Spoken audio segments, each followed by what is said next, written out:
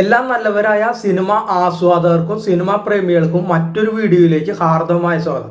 അപ്പോൾ ഗുമസ്തൻ എന്ന് പറയുന്ന ഒരു പുതിയ സിനിമ കഴിഞ്ഞ വെള്ളിയാഴ്ച റിലീസ് ചെയ്തിട്ടുണ്ട്.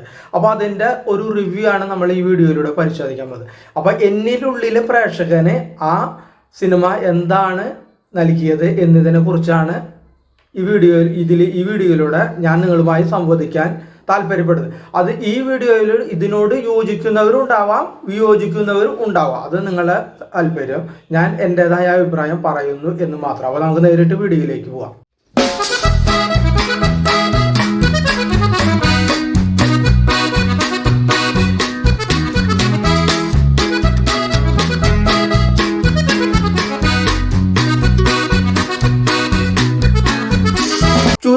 അഴിയാത്ത ഒട്ടേറെ കൊലപാതകങ്ങൾ നമുക്ക് ചുറ്റും പലപ്പോഴും നടക്കുന്നുണ്ട്. ചിലതൊക്കെ ശ്രദ്ധിക്കപ്പെടുമെങ്കിലും അതിനു പിന്നിലെ അന്വേഷണങ്ങൾ പലതും പാതി വഴിയിൽ അടയുകയാണ് പതിവ്. ചില പ്രത്യേക സാഹചര്യത്തിൽ ചില അന്വേഷണങ്ങൾ കൃത്യമായി നടക്കുകയും തെളിവുകളെ അടിസ്ഥാനമാക്കി കുറ്റകൃത്യം സംബന്ധിച്ച സകല കാര്യങ്ങളും പുറത്തറിയുകയും ചെയ്യും. അത്തരത്തിൽ പോലീസും മാധ്യമങ്ങളും ഒത്തുചേർന്ന് ഒരു കൊലപാതകത്തിന്റെ ചുരുളഴിക്കുകയാണ് അമൽ കെ ജോബി സംവിധാനം ചെയ്ത റിയാസ് ഇസ്മത്തിന്റെ തിരക്കഥയിൽ പിറന്ന ഗുമസ്തൻ എന്ന ചിത്രം. ഈ സിനിമയിൽ വലിയ താരനിര ഒന്നും തന്നെ ഇല്ല, പക്ഷെ ഗുണമേന്മയുള്ള നല്ല കെട്ടുറപ്പുള്ള ഒരു ചിത്രമാണെന്ന് ഇതിനെക്കുറിച്ച് നമുക്ക് പറയാം.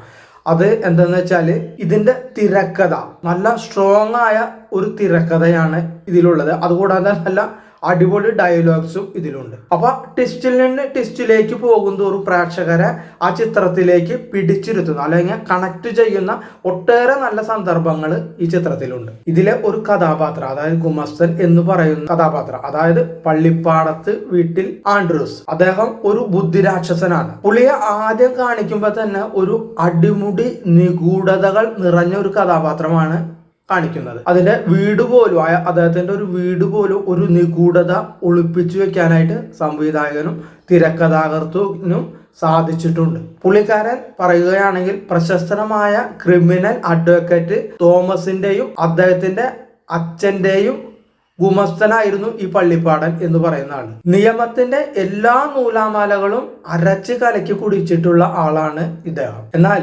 പോലീസിന്റെ കണ്ണില് ഈ പുള്ളിക്കാരൻ ഒരു ബുദ്ധിയുള്ള ക്രിമിനലാണ്. പക്ഷെ നാട്ടുകാരുടെ മുന്നിൽ അങ്ങനെ നാട്ടുകാരായിട്ട് അത്ര സമ്പർക്കം ഇല്ലാത്ത ഒരാളായതുകൊണ്ട് നാട്ടുകാർക്ക് ഇയാളെ ഭയങ്കര പേടിയുമാണ്. ഒരു മൃഗതുല്യമായ മനുഷ്യനുമായിട്ടാണ് ഇദ്ദേഹത്തെ സിനിമയിൽ നാട്ടുകാർ കാണും. ഇദ്ദേഹത്തിന്റെ ഇൻട്രോ തന്നെ കാണിക്കുന്നത് വെച്ചാൽ ഭാര്യയെ കൊന്ന കൊലപ്പുള്ളിയുമായി ഒരു അഡ്വക്കേറ്റ് ഇദ്ദേഹത്തിനെ കാണാൻ വരുന്നു.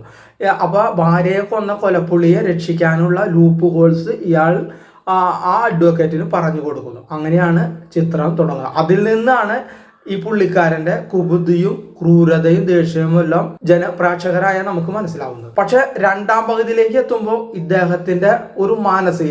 ഇദ്ദേഹം മാനസികമായിട്ട് വളരെ ബുദ്ധിമുട്ടുകൾ നിറഞ്ഞ ഒരു കഥാപാത്രത്തെ നമുക്ക് മനസ്സിലാക്കാനായിട്ട് സാധിക്കും. കാരണം അവിടെ സെന്റിമെന്റുകൾ എല്ലാം വർക്കൗട്ട് ചെയ്തിട്ടുണ്ട് സംവിധായകനും തിരക്കഥാകൃത്തും കൂടി. നിയമക്കുരുക്കുകൾ എല്ലാം വ്യക്തമായി അറിയാവുന്ന ഒരാൾ ചെയ്യുന്ന, അതായത് നിയമത്തിന്റെ എല്ലാ ലൂപ്പ് ഹോൾസുകളും അറിയാവുന്ന ഒരാൾ വ്യക്തമായി ചെയ്യുന്ന കൊലപാതകം എത്രമാത്രം അപകടകരമാണെന്നാണ് ഈ ചിത്രം വ്യക്തമാക്കുന്നത്. എല്ലാ പഴുതുകളും അടച്ച് ഒരുക്കുന്ന കുറ്റകൃത്യത്തെ കണ്ടെത്താൻ പോലീസിന് ഒരുപാട് ശ്രമപ്പെടേണ്ടതും ബുദ്ധി ഉപയോഗിക്കേണ്ടതായിട്ട് വരും. അന്വേഷകരുടെ ബുദ്ധിവൈഭവത്തെ അളക്കാൻ പ്രാപ്തിയുള്ള ഒരാൾക്ക് പഴുതുകളിലൂടെ കൃത്യമായി രക്ഷപ്പെടാൻ സാധിക്കുമെന്നാണ് ഈ ചിത്രം നമുക്ക് വരച്ച് കാണിക്കുന്നത്. ഈ പള്ളിപ്പാടം എന്ന് പറയുന്ന വ്യക്തിയുടെ വീട്ടിൽ ഒരു ക്രൈം നടന്നു എന്ന് നാട്ടുകാർ പറഞ്ഞിട്ട് പോലീസ് അവിടെ വരികയും പോലീസ് അതിന്റെ പിന്നാലെ അന്വേഷിക്കുകയും ചെയ്യുന്നു. അപ്പോൾ അവിടെ ഒരു ക്രൈം നടന്നിട്ടുണ്ടോ, അല്ലെങ്കിൽ ആരാണ് ആ ക്രൈം ചെയ്തത്, ആ ക്രൈം ചെയ്യാനുള്ള കാരണം എന്താണ്, ഇയാൾ പിടിക്കപ്പെടുമോ, ആരെയാണ് ഇയാൾ കൊന്നത് എന്നുള്ളതിന്റെ എല്ലാം ഒരു വിശദ വിവരണമാണ് ഈ ചിത്രം നമുക്ക് നൽകുന്നത്. പ്രേക്ഷകരെ സംബന്ധിച്ചിടത്തോളം ഈ ചിത്രം ഒരു ശരാശരിയിൽ നിൽക്കുന്ന ഒരു ചിത്രമാണ്. ബിജിഎം എല്ലാം നല്ല രീതിയിൽ വർക്കൗട്ട് ചെയ്തിട്ടുണ്ട്. നല്ല ബിജിഎം ആണ് ഇത്. നമുക്കൊരു തിയേറ്റർ എക്സ്പീരിയൻസ് നൽകുന്ന ഒരു ചിത്രമാണിത്. കാരണം ബിജിഎമ്മും ആ തിയേറ്ററിന്റെ അറ്റ്മോസ്ഫിയർ ഇരുന്ന് കാണുമ്പോൾ നല്ല രീതിയിലൊരു എന്റർടൈൻമെന്റ് നൽകുന്ന ഒരു ചിത്രമാണ്. ഒരു ക്രൈം ത്രില്ലർ മൂഡിൽ ഇരുന്ന് കാണാൻ പറ്റിയ ഒരു ചിത്രമാണിത്. നമ്മൾ ആദ്യം പറഞ്ഞു ഇതിന്റെ തിരക്കഥയുടെ അല്ലെങ്കിൽ ഡയലോഗിന്റെ ഒരു ഡെലിവറി നല്ല സൂപ്പർ ഡയലോഗുകളാണ് ഇതിൽ പറയുന്നത്. നമുക്ക് പറയാൻ പറ്റിയ ഡയലോഗുകൾ. ചില സിനിമകൾ ഉണ്ടാവില്ല, നമ്മ മോഹൻലാലിന്റെ സിനിമകളൊക്കെ നല്ല ഡയലോഗ് ഡെലിവറി, അതുപോലെ ഇതിൽ പറയുന്ന ചില ഡയലോഗുകളും ഉണ്ട്. അതായത് ഇതിലെ ഒരു ഡയലോഗ് എന്ന് വെച്ചാൽ, നീ എട്ടുകാലി വല നെയ്യുന്നത് കണ്ടിട്ടുണ്ടോ? ഇരയെ വീഴ്ത്താനുള്ള എല്ലാ കണ്ണികളും ഒരുക്കി വെച്ചിട്ടാണ് എട്ടുകാലി വല നെയ്യുന്നത്. വല നെയ്ത് കഴിഞ്ഞിട്ട് എട്ടുകാലി വലയുടെ നടുക്ക് ഇരിക്കും. വലയുടെ നടുക്ക് കാത്തിരുന്നിട്ട് ഇരയെ പിടിക്കും. വലയുടെ നടുക്ക് കാത്തിരിക്കും ഇരയെ വീഴ്ത്താനായിട്ട്. അതുപോലത്തെ നല്ല നല്ല ഡയലോഗുകൾ ഇതിലുണ്ട്. ഈ സിനിമയിൽ എനിക്ക് ഇഷ്ടപ്പെട്ട ഒരു 5 ഭാഗങ്ങളുണ്ട്.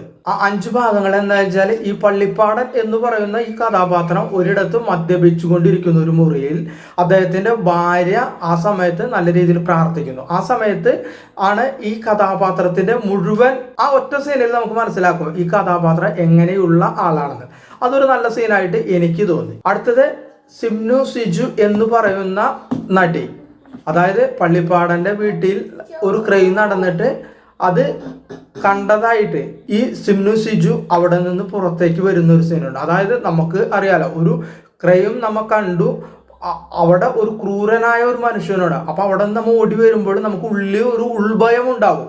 അവിടെ കണ്ട സീനിന്റെ ഒരു ഉൾഭയവും അതുകൂടാതെ അദ്ദേഹം നമ്മളെ ഉപദ്രവിക്കുമോ എന്നുള്ള ഒരു ഉൾഭയം, ഈ രണ്ടും കൂടി കലർന്നിട്ടാണ് സിംനു സിജു അവിടെ നിന്ന് ഓടി വരുന്നത്. അപ്പൊ അവരുടെ മുഖത്ത് ആ എക്സ്പ്രഷൻ, പേടിപ്പെടുത്തുന്ന ആ എക്സ്പ്രഷൻ, അത് വളരെ നല്ലൊരു സീനായിട്ട് എനിക്ക് തോന്നി. നല്ല രീതിയിൽ അവർ അഭിനയിച്ചിട്ടുണ്ട്, നല്ല രീതിയിൽ അത് ക്യാമറ കണ്ണുകൾ കൊണ്ട് ഒപ്പിയെടുത്തിട്ടുമുണ്ട്. അതുകൂടാതെ പോലീസുകാര് ഇദ്ദേഹത്തെ ആദ്യമായിട്ട് ഇദ്ദേഹത്തെ ചോദ്യം ചെയ്യാൻ പോയിട്ട് പറ്റാതെ പോലീസുകാർ തിരിച്ച് വീട്ടിലെത്തിയിട്ട് വീണ്ടും പോലീസുകാർ ഇദ്ദേഹത്തെ പൂട്ടണമെന്ന് പറഞ്ഞുകൊണ്ട് ആ പോലീസ് സ്റ്റേഷനിൽ നിന്ന് എല്ലാവരും സിവിൽ ഡ്രസ്സിലായിരുന്നു. പോലീസ് ഡ്രസ്സെല്ലാം മാറിയിട്ട് പുറത്തേക്ക് വരുന്ന ഒരു സീനാണ്. ആ പോലീസുകാരെല്ലാവരും ഡ്രസ്സ് മാറുന്നു, ഒപ്പം ഈ പള്ളിപ്പാടൻ എന്ന വ്യക്തിയും വീട്ടിൽ ഡ്രസ്സ് മാറും.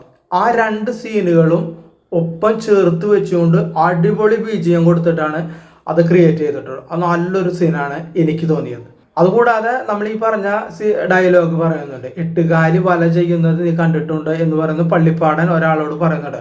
അതും നല്ലൊരു സീനായിട്ട് എനിക്ക് തോന്നി. അടുത്ത സീൻ എന്ന് വെച്ചാൽ പള്ളിപ്പാടൻ ഒരു 5 എവിഡൻസ് തിരത്തുന്നുണ്ട്. മനസ്സിലാവും, ഒരു ക്രൈം എങ്ങനെ ചെയ്യാം എന്നുള്ളത്, അല്ലെങ്കിൽ ഒരു ക്രൈം എങ്ങനെ ഒളിപ്പിക്കാം എന്ന് പറഞ്ഞിട്ട് 5 എവിഡൻസുകൾ നിർത്തുന്നുണ്ട്. അതും നല്ലൊരു സീനായിട്ട് എനിക്ക് തോന്നി. ഇതിൽ എനിക്ക് പറയാൻ പറ്റിയ 2 അഭിനേതാക്കളാണ് എനിക്ക് പറയാം. ഒന്ന് സിംനു സിജു, അതായത് പള്ളിപ്പാടന്റെ വീട്ടിലെ ഒരു വേലക്കാരിയാണ്. അവര് നല്ല രീതിയിലുള്ള അഭിനയമാണ് കാഴ്ചവെച്ചിരിക്കുന്നത്. അതുകൂടാതെ പോലീസുകാരനായ ഷാജു ശ്രീധർ, അതായത് 30 കൊല്ലമായി ഈ സർവീസിലുള്ള പോലീസുകാരാണ്. അപ്പൊ 30 കൊല്ലമായ ആ സർവീസുള്ള എക്സ്പീരിയൻസ് ഉള്ള ഒരു പോലീസുകാരനെ പോലെയാണ് അദ്ദേഹം അഭിനയിച്ച് പ്രതിഫലിപ്പിക്കുന്നത്. അപ്പൊ ഈ 2 അഭിനേതാക്കളും ഇതിൽ നല്ല രീതിയിൽ നല്ല പെർഫെക്റ്റ് ആയിട്ട് അഭിനയിച്ചിട്ടുണ്ട്. അപ്പൊ ഈ സിനിമ ഒരു ഏവറേജ് സിനിമ ആയിട്ടാണ് എന്നിലെ പ്രേക്ഷകർ ഒരു ഓക്കെ മൂഡിലുള്ള ഒരു സിനിമയായിട്ട് എനിക്ക് തോന്നിയിട്ടുള്ളത്. അപ്പൊ നിങ്ങൾക്കും ഈ സിനിമ എങ്ങനെ ആണ് തോന്നിയത് എന്നുള്ളത് നിങ്ങളൊരു കമന്റ് ബോക്സിൽ അഭിപ്രായം പറയുക. അപ്പൊ ഇത്രയുമാണ് ഈ സിനിമയെ കുറിച്ച് പറയാനുള്ള കാര്യങ്ങൾ. അപ്പൊ അടുത്ത വീഡിയോയിൽ മറ്റൊരു സിനിമയുടെ വിശേഷങ്ങളുമായി അല്ലെങ്കിൽ സിനിമാ വിശേഷങ്ങളുമായി വരുന്നത് വരെ എല്ലാവർക്കും നന്ദി, നമസ്കാരം.